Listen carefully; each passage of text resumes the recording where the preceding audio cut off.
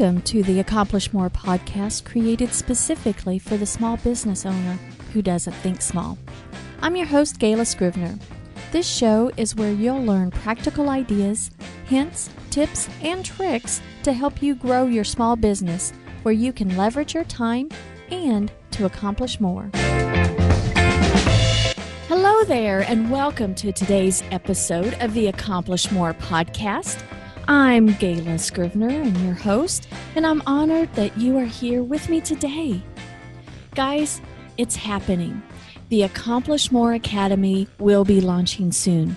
The Accomplish More Academy is a community of fellow business owners, freelancers, and solopreneurs who have that do-it-yourself itch and want to cut to the chase in getting the right training on how to do some of the techie stuff to allow them to be more efficient. It's a place where you'd get that straightforward training on the tools that you use the most, giving you a better idea of how to develop processes and set up your team for growth and success. If that's something that's intriguing to you and you'd like to learn more, please hop over to accomplishmoreacademy.com and sign up to be the first to get updates. I am so excited that we are on episode number 23 of the Accomplish More podcast. And today we will be talking about the dollars and cents of hiring a virtual assistant. I tend to skirt around the subject of money, probably because I had been raised to keep financial things very private. There's nothing wrong with privacy about finances, but the reality is that it's important to talk money. When we talk about it, we gain perspective and understanding on how to manage it better. Money is a huge concern for anyone when deciding to hire someone, whether they're an in-house employee or a virtual assistant. It doesn't matter. It's probably the number one thing that holds most people back from getting help when they need it. Because of the fear of how much hiring somebody will cost instead of getting the help, most of us will put on our superhero capes and then trick ourselves that we can do everything. There's only so long that we can keep that pace before burnout happens.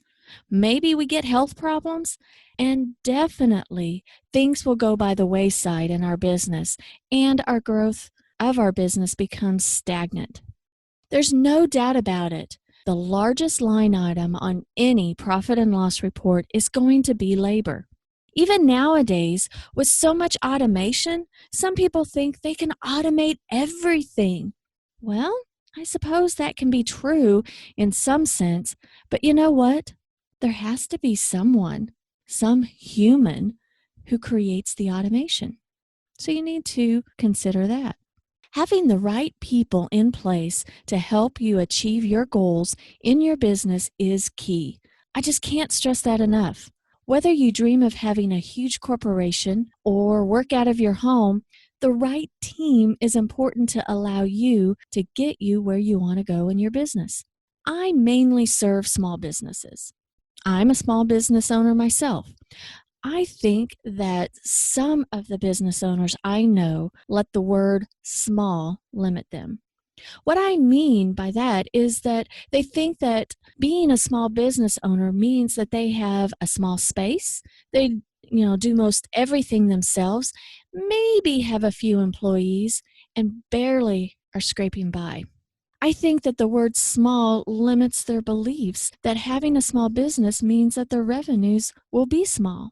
Now, I'm not saying that there isn't a ton of work to do in setting up a new business. After all, you're creating something out of thin air. There will be work involved. But over time, and with the right mindset, planning, learning, systems, and people, it is most definitely possible to produce revenues well beyond what you can do all by yourself. A lot of businesses start because we are really good at something and we decide that we can do it on our own. We find a few clients or customers and get things started. We work to build our clientele. Well, then you've got all these other things to do to keep everything afloat, and that becomes too much to handle all by yourself. Then you come to a place where you know that you really, really want some help, but the thing that holds you back is the fear that you can't afford it. It's the mindset that it's way too expensive. Maybe you're thinking, hey, someday when I have a certain amount in my bank account, then I'll hire someone. The only problem, that someday never seems to come. Dollars and cents is a real concern. I'm not trying to downplay it at all. I'm one to be very careful as to what my next move will be and when it comes to building my team. And I know just how scary it is to look at your bank account and have that little panic moment because the bills are due and you wonder where the money is going to come from. You see, my background is that I worked for someone right out of high school and had gotten a paycheck pretty much every 2 weeks until the time I decided to jump into entrepreneurship.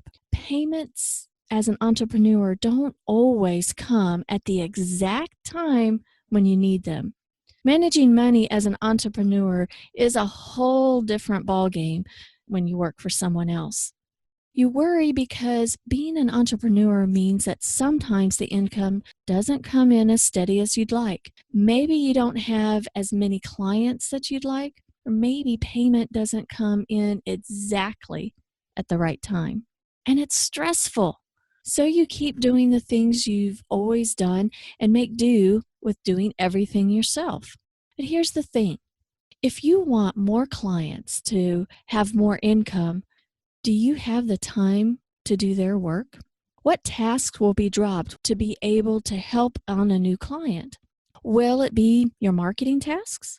Well, maybe you'll drop things like your consistent social media posts. After all, it is more important to be spending time to do the job for your new client, right? Instead of doing those social posts. Well, what happens? You cut out your basic, consistent marketing efforts that are needed. Then you kind of fall off the radar for some great prospects. Their interest may go elsewhere. The job for that client that you just got maybe is complete. Or you lose a different client and need another client to fill that space. Well, because you are concentrating on your client's work, which is good, don't get me wrong, but your marketing to keep other people interested and in your pipeline has kind of gone by the wayside. So what happens? You panic a little bit because you don't know who's going to fill that void of the client that just left. Then you start working out the hustle game and go back to your marketing efforts and try to get that new client. When you do everything yourself, it's like you're on a roller coaster, up and then down.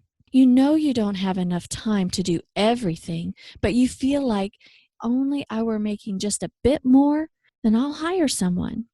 The problem, that time never seems to arrive.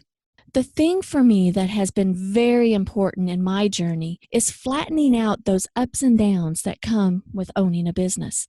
I don't like having those little panic moments, freaking out a bit when a client turnover happens. Flattening out the roller coaster ups and downs means creating systems so that things run on a consistent basis. These systems you create lead to efficiencies and a good foundation for growth. Adding people to help you keep those consistent systems in place allows you to open your mind for growing your business. You'll build in extra time for you to concentrate on the stuff you should be doing as a business owner. Taking the first step in starting anything new is a little bit scary at first. It's not any different when you hire your first member of your team. You're taking a risk and it's scary. You'll think of all those kinds of excuses to hold off, and money can be one of those excuses. First off, your mindset about money shapes how you spend money. Actually, how you spend money ties a lot into our emotions. Now, I won't get into that too far here, but let me give you an example of how I view things. I don't consider how I spend my money as an expense, but instead as an investment. Although for the most part, when people hear the word investment, the first thing that comes to their mind are things like stock markets, annuities, or 401k accounts. It's the act of stashing away money for the future and putting it in a place for it to grow is indeed an investment. And I believe in that wholeheartedly.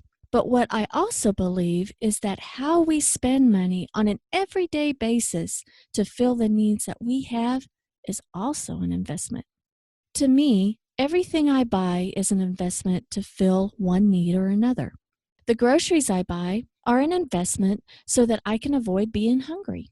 The tires my husband is shopping for right now for our Jeep is an investment to allow us to go on our road trips that we want to go on.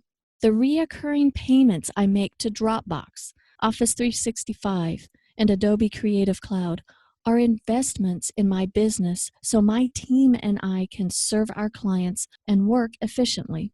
They are some of the tools that we need to get our job done. It's an investment. Now, sometimes we spend money on stuff that we don't necessarily need, but yet, to me, it's still an investment to fill that void of something we want. For example, when my husband and I travel, we spend money on buying patches from the areas we visit. Primarily, we get state and national park patches. We have a quilt that we sew all the patches on and we display it in our home. We don't really need all those patches. We buy them because it's fun for us. I look at it as we are investing in our enjoyment. But there's only so much money in the bank, right? Well, we have to make choices where the investments go. We have to prioritize where we want our investments. It's a no-brainer that I would choose food over patches, for example. And you know that things come up that are unexpected, right? Well, things like our clutch going out on the Subaru. That was certainly not anything I wanted to have happen. It certainly wasn't a planned way of how I wanted to use my money at the time. But what that meant is that I needed to shift my priorities of where I made my investments in my spending. There are certain things that we must have to create the quality of life we desire. There are other things we invest in simply for enjoyment. We make the investments of our money where we think we should.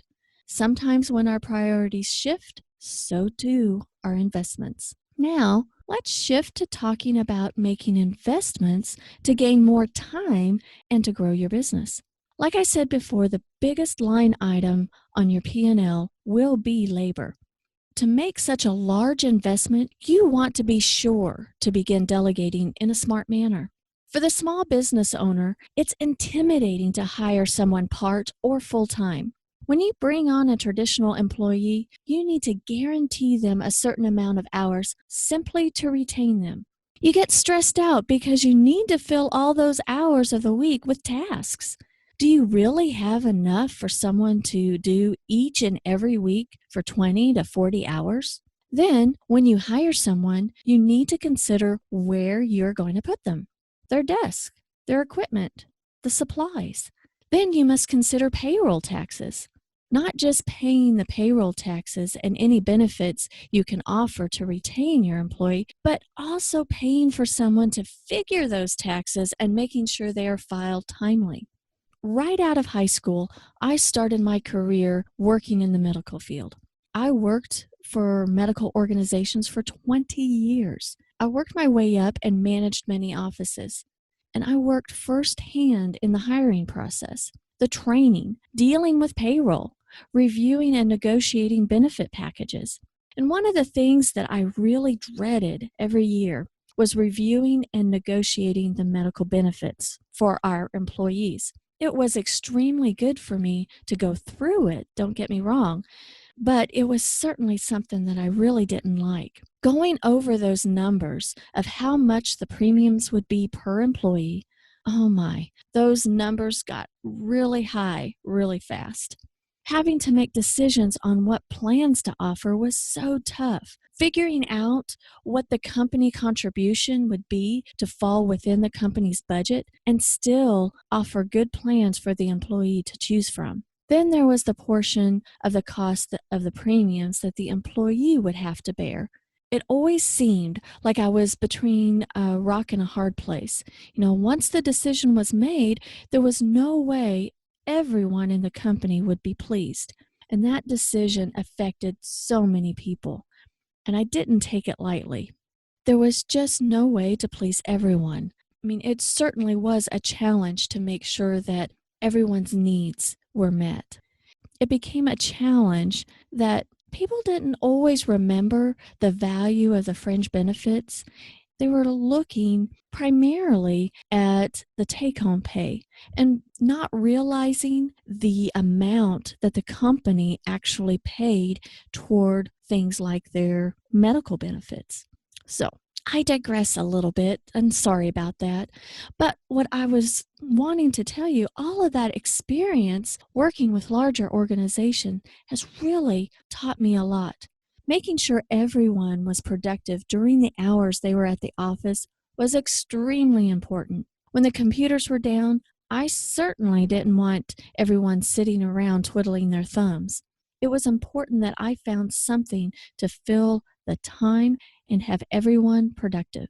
When I started Scrivener Solutions, I wanted to use my experience and expertise to help the small business owner in a much more affordable way. I wanted to be able to offer them services where they could begin getting things off of their plate on a level that they could afford, and they could focus on other business building activities. Virtual assistants is perfect for a small business owner to ease into growing their team and growing their business. Virtual assistants is perfect to help handle the administrative tasks that must be done in any business. If you're a plumber and you grow to where you have too many clients to get all of their work done in a day, well, that's great. Then it may be time to hire another plumber. Well, that can't be virtual. They pretty much have to go to the site and fix the problem, right? But as a plumber, how are you keeping up on your administrative tasks? You don't necessarily need someone full-time and in an office. Maybe you need help to make sure all of those invoices go out in a timely manner and send follow-up thank you cards to your customer. Maybe those are the two tasks that you have identified that first off are important to get done at a very consistent basis, and they seem to fall by the wayside when you get too busy. Those are the tasks that you can afford to let go, but that certainly wouldn't take up much time. So therefore, delegating to a VA would make sense. Virtual assistance has been around for a long time. Primarily, people who have online businesses know at least what a VA is. When I decided to go into business for myself and doing some research as to what I wanted to do, I came across the word virtual assistant. Since I was not in the online business arena at the time, it was the first time I had ever heard the word. I read what being a virtual assistant entailed, and it occurred to me that I was already doing that, in a sense. You see, at the time, I had a management position for a medical management company. We managed offices in different parts of the country. I did the tasks that I needed to do for each office from the corporate location. Many of the times, I never met face-to-face with the physicians or office managers I worked with. The central billing office was, in essence, a virtual assistant team for all of the outlying offices working to bill and collect for all the services rendered. We'd answer the patient's billing questions remotely. We'd contact insurance companies remotely. We were VAs, so to speak, in the medical billing process. We took that part off of these other offices' plates. Then, fast forward, I went into business for myself, helping small business owners get things off of their plates and help them level out those ups and downs that come with business ownership by helping them create systems and routine. Logically, I knew right away the value of virtual assistants to a small business. You don't have to pay someone full-time wages, but can delegate a little bit at a time. You can delegate as little as an hour or two a week. That doesn't sound like much, but really, when you are assured that those tasks that you've delegated are being done consistently, those 2 hours you'll spend on something else will more than pay for the labor investment. Then, over time, you can add to the list of tasks you delegate. Sometimes it makes sense to have a team of VAs, and sometimes it makes sense to just have one. It all depends on your strategy. Sometimes you outgrow having a VA and you transition into having a full-time employee. Sometimes you have a blend of employees and VAs because you need individuals working in their areas of excellence, and it just makes sense. So I started Scrivener Solutions basically as a freelancer. I worked to find a client here and there. What my intention has always been was to create a business and a team to serve our clientele even better. But like many entrepreneurs, I'm a do-it-yourself type gal. There are limits to my abilities though, but I wanted to learn as much as possible so that I could plan and build my strategy. I like to learn things, and because my budget was really small, I needed to do most things myself because I needed to have the income to even consider having help. Then the time came where I needed to make the investment. I needed to take the leap and build some structure, have better processes, and get out of my own way to be able to grow the business to where I imagine it could be. I was exactly where many of my clients were when they asked for my help. The thing I knew I couldn't do was hire someone full-time. It freaked me out. There was no way I had enough work to fill the time for a full-time position. Most people looking for a job want to be guaranteed a certain amount of hours, and there's nothing wrong with that. The people you hire need to make a living and provide for themselves and their families. Beginning to hire anyone is a huge responsibility because now you need to make sure not only you have enough to fill their day, but you also must pay them and pay them on time. After all, they must provide for their families. Labor becomes the first thing that should be paid above all other things.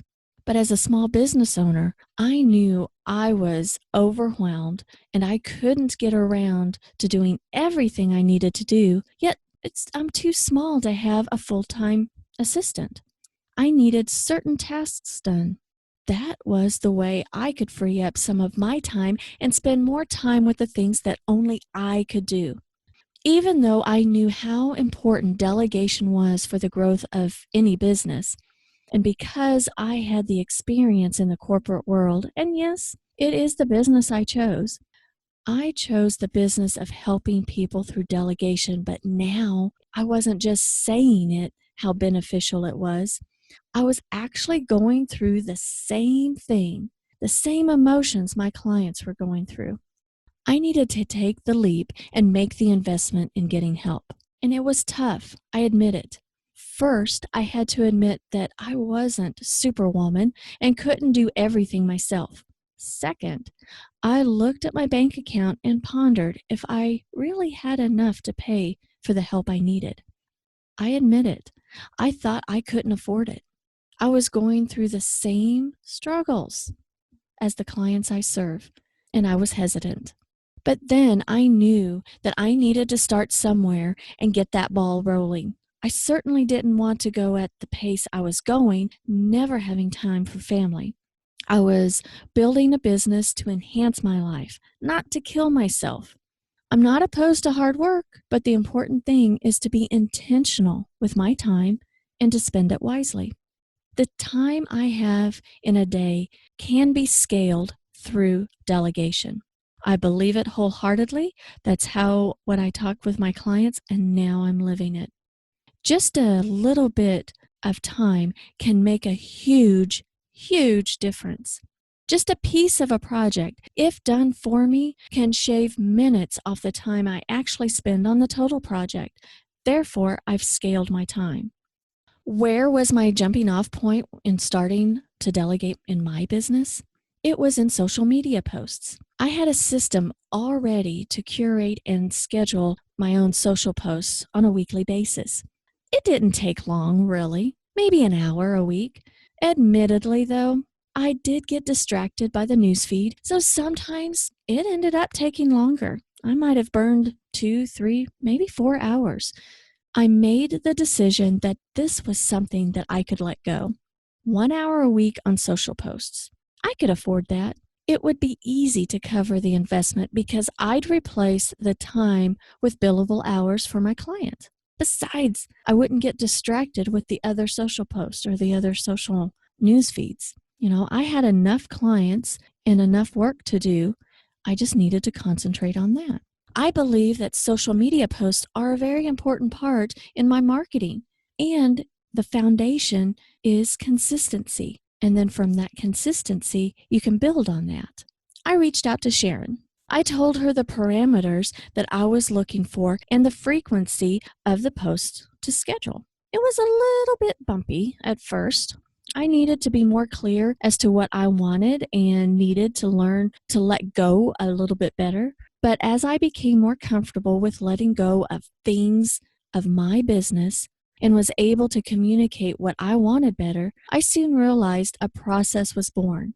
I wasn't watching if the posts were going out nearly as often. I wasn't concerned about the content that was going out because I trust Sharon that she believes in what we do and she gets me and she has my voice down. If I want to go in a different direction, we just discuss it. We discuss different strategies. Our social media process has evolved over the past several years because we've built on that basic foundation. I cannot be on social media every minute of the day, but it's a great communication tool and it can be entertaining. But if my focus was on that all the time, then I wouldn't have time for any other things. And it's the important things that I need to get done, not to be in social. I created a process that if I didn't feel like getting into my social accounts for a while, my business is still present. I shift my focus on engagement instead of thinking about what to post. I can focus on what others are saying and engage in conversations with them. If I'm knee-deep in a project or don't feel social, that's okay. The built-in process is there. Sharon and I have a weekly call to discuss what's on my mind, what subjects that will be coming up in blogs or podcasts. And with every phone call, she gets to know me better and she has my voice down for her social writing. Throughout the week, we have open communication through Slack to answer any quick questions. Sharon has become pretty much the social media go-to person for all of our clients with Scrivener Solutions. If a new client comes on board and needs social media posts, Sharon's the one. We've got our process down, and the time it takes to do weekly posts for our clients is quite economical. I still continue to do one client's social posts, mainly because I've worked with her so long and have learned her niche business. When hiring a virtual assistant, sometimes people get sticker shock. The rates for hiring a professional as an independent contractor is different than hiring an employee. Expect the per hour rates to be higher. When hiring an independent contractor, you don't have to worry about insurance, employment taxes, benefits, and equipment, office space, and all of that jazz. It's the responsibility of the independent contractor. When you hire an employee, you may have them start at a lower per hour rate. However, you must also invest in their insurance, employment taxes, benefits, equipment, office space, all of that jazz. You may say, well, Gayla, I can hire someone overseas for the fraction of what someone here in the U.S. could cost me. Well, true. There are overseas VA services that have very reasonable rates, and they are reputable companies. It works well for some folks, but for others, it doesn't work as well. One of my clients who I've been working with for many years added a new VA to our team. I was excited and anxious to work with this new person, and he was from another country, and I met him on a video call. He seemed really nice, but my client had challenges with getting on the same page with him. In the end, the relationship didn't work for my client. It wasn't a good match. The vast time zone difference was one factor, but another was each of their communication style. She opted to make a little bit higher investment and use an additional person from my team because in the end, she could streamline things faster. It was a better use of her investment of time and money. So what should you expect to pay for VA services? Well, here in the US, a reasonable rate could be anywhere between $20 and $75 an hour. It just depends on the area of specialty and expertise. And that's just a ballpark, so don't hold me to that range. But like I said, some people have sticker shock to hear the per hour rate of a virtual assistant and immediately feel deflated because they feel like they can't afford it. You've got to remember, hiring virtual assistants isn't like hiring a full-time employee. It's okay to delegate a little bit and then build on that. So let's do the math. Let's say you hire a full-time assistant at $20 per hour. You can't just do the calculations based off of that salary. You must add in some fringe benefits like insurance. Let's say that's about 35% or another $7. We're up to $27 per hour now. We can't stop there. There's an additional 50% that would consist of overhead rate. And the overhead consisting of things like office space, your equipment, your supplies, worker comp, overtime, other administrative costs. That would be about $10. So now we are up to $37 per hour. Take that number by the number of hours per year that your employee would work full-time, which is 2,080 hours. Take $37 times 2,080, and you get a total of $76,960. As much as I would love it, I just can't afford in my business at this point $76,960. Can you? You may say that you wouldn't start anyone any higher than $10 per hour. Well, okay, let's do the math there. $10 times 35% fringe benefits. That's an additional $3.50. So now we're at $13.50 per hour. Now we need to add the additional 50% or $5 for the overhead that it takes us up for the overhead it takes. So now we're up to $18.50 per hour. Multiply the $18.50 per hour by the total number of full-time hours of 2,080, and you get a grand total of $38,400 in a year. For many small business owners, that's still too steep. Remember how I said you have to have the workload to support the number of hours to keep someone full-time? You want to be smart with your investment, and it's not the fault of your employee if you don't have enough for them to do. The responsibility is yours as a business owner to create the systems to be intentional with the time you're investing in. You must be intentional with your time and the time of your team. Now let's talk about virtual assisting. The very nature of virtual assisting is you'd be hiring an independent contractor. You do the necessary training to get your assistant up to speed on how you'd like the outcomes of the project to be, but you're hiring someone that doesn't necessarily need to be trained on from the very beginning. You are hiring someone with the experience you need in any given area. You are hiring someone that grasps your vision and can be a part of your team even though you don't see them on a daily basis. You are delegating by tasks and projects, not scrambling to fill a whole 8 hours each and every day. You are paying for the time that your virtual assistant is working with you and on your projects. So let's do the math working with a VA. Let's say the per hour rate of the VA you hire is $35. Since they are an independent contractor, you don't pay the 35% fringe benefits or the 50% overhead rate. Remember, your VA will be working on their equipment in their office space. So we are still looking at a $35 per hour rate. Now, how many hours would you need a VA to work? I have some clients who use our services as little as 2 hours a week. Well, that's $70 per week or $3,640 a year. Now, I know when I have delegated as little as 2 hours a week, I see that my focus goes elsewhere and I more than cover the investment I've made for getting help that I needed.